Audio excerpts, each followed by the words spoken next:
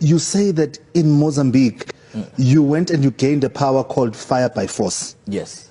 In Nigeria, you then went and got a power called back to sender. Yes. And then in Zimbabwe, you got you met a man that can remove objects from somebody. Yes. What did those powers mean? Yes. And how did you utilize them? Okay. The kind of power that I collected, in a simple summary, I can say is demonic powers. Because when you talk about demonic powers, you talk about things that happens without human beings understanding. So when I collected them, I was trying to have these miracles happening in the church.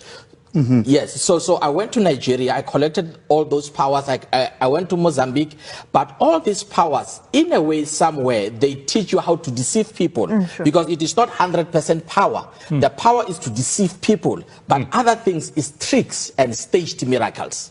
And I'm curious how you actually collect it, because you make it sound like a simple procedure. You pick something up at the shop. How did you collect the powers? All those powers, they have a procedure like initiation. In Nigeria, before they give it to you, you have to join what we call a secret cult. It's a secret society where you belong to this particular spiritual house. And in that, you have a spiritual father, somebody who initiates you into that kingdom, and you serve them. Before you go to the church, you bow down to those altars. Before you do anything, and in the church, you are no longer preaching Christ. You have to preach prosperity. You have to prophesy to people. You have to teach people that demons are following them. So you shift away from the true gospel, and you start bringing this end time gospel. Sure. I mean, it's compelling stuff. In your book, Church Mafia, you talk about some shocking practices that you had to take part in order to gain these powers, right? Yes. At some stage, there was a room in your house that nobody was allowed in. At some stage, you had to sleep by a gravesite. When you look at it all in hindsight, your journey, at what point did you realize that perhaps I have gone beyond the Rubicon, that I've taken it too far? What was that moment for you? Once you have joined, it is not easy for you to realize that now I have gone too far. But in my instant, it was one morning when 3 policemen came to arrest me in a case of mutilation.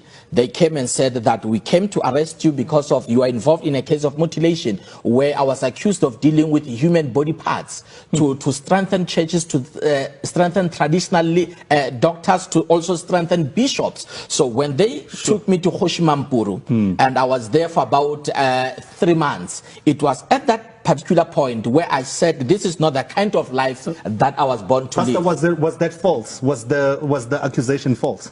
There was a case in Soshanguve during that time. They arrested people who had human body parts, but I was not involved in them. But those people, they came to me trying to sell to me those body parts. I saw them with my naked eyes. So I did not buy them.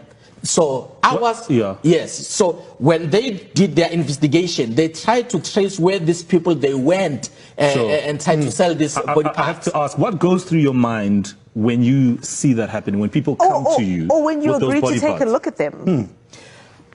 You know, because I was doing what we call one-on-one consultation, and usually these people who deal with human body parts, they target people who are spiritual people, who are helping people. So they came to me and they had them in a body bag. And they said to me, if you can use this, this will strengthen your work. It will strengthen your church. Sure.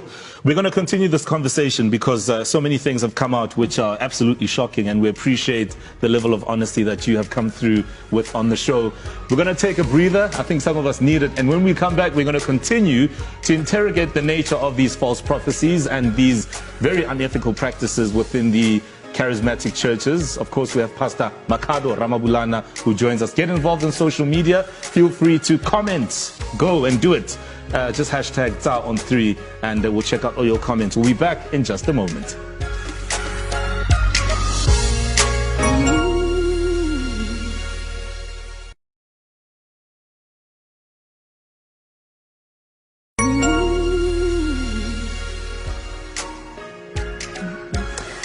So with a trending essay right here on SABC3, and of course we're still in conversation with Pastor Makhado Ramabulana. He's the author of Church Mafia, and we're essentially breaking down the goings-ons, the nefarious ones that can be found in some charismatic churches.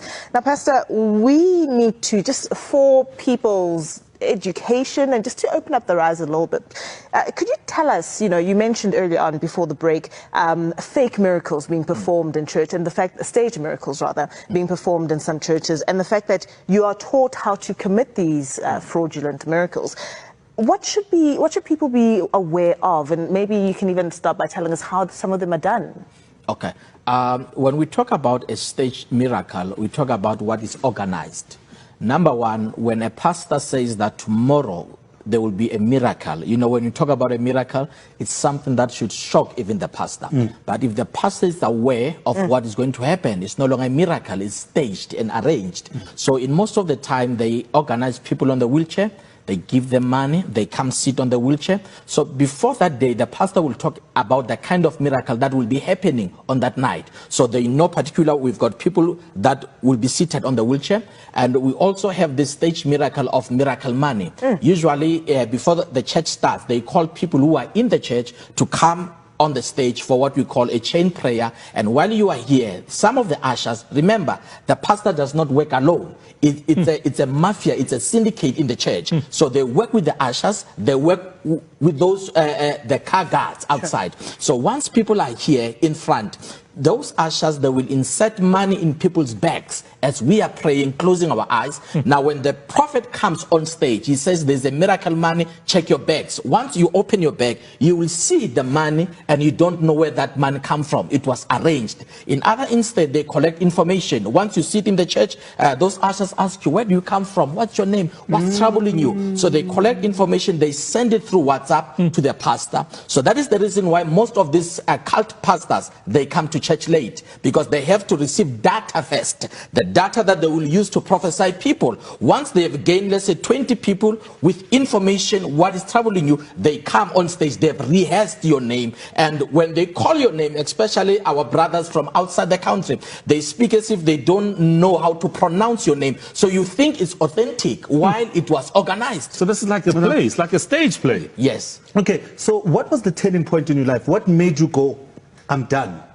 My background as a pastor's kid who looked up to his father, who have been in the ministry all along, being authentic to God, it became a voice that spoke to me and said, this is not the kind of life that you should live, because once you have joined, you are living a secret life. You are in a secret society. You hide things. Yes. In your book, Church Mafia, you also speak about keeping all of this a secret from your wife, the congregation. Apparently your wife not really buying into this dark way. I mean, take us through that moment, that part of your life as well. I lived a secret life for some time, because of even my trip to Nigeria, I had to lie. And even the room where I had to put all these spirits, I told my wife not to enter there.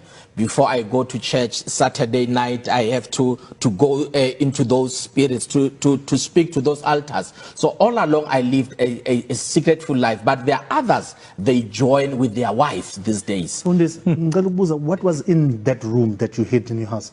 It was more of the calabash, the traditional pots, and the other one, it was bottles that had some particular oils, the oils that we used in the church. That is where you take this oil, then you mix with other oils, so that whosoever that will use the oil, they will remember you and they will be hooked up to your church. One question that really sticks out for me is, what is your biggest regret in all of this? My biggest regret is how I deceived people. How, if you do something knowing it is not okay by itself, it's deception. How I lied to the body of Christ, how I lied to South Africans. And that is the biggest regret. But on top of that, I said to myself, I will be a voice to warn others. And even the same people that I have deceived, I had an opportunity to go back to them and close the church and tell them, you need to go and look for the true church. Okay, and where can people get the book, Pastor? The book, people, they can get it online. It's available. Maponya Mall is available. Exclusive Books is also available, and also on social media. Thank you so much, Pastor, for coming through and sharing your knowledge with us. Thank you so much. Appreciate it. Thank you. And that's how we wrap up tonight's show of Trending SA. Join us again tomorrow when we unpack some of the biggest trends that made it into our timelines this week. And later we are joined by an award-winning chef, Chef Siba Mtungana. And I'm hearing, Uguti, we are also going to be joined by former public protector Thuli Madonsela, who will be responding to all your tweets. You don't want to miss any of it. It's going to be a good one. Good night, Mzansi.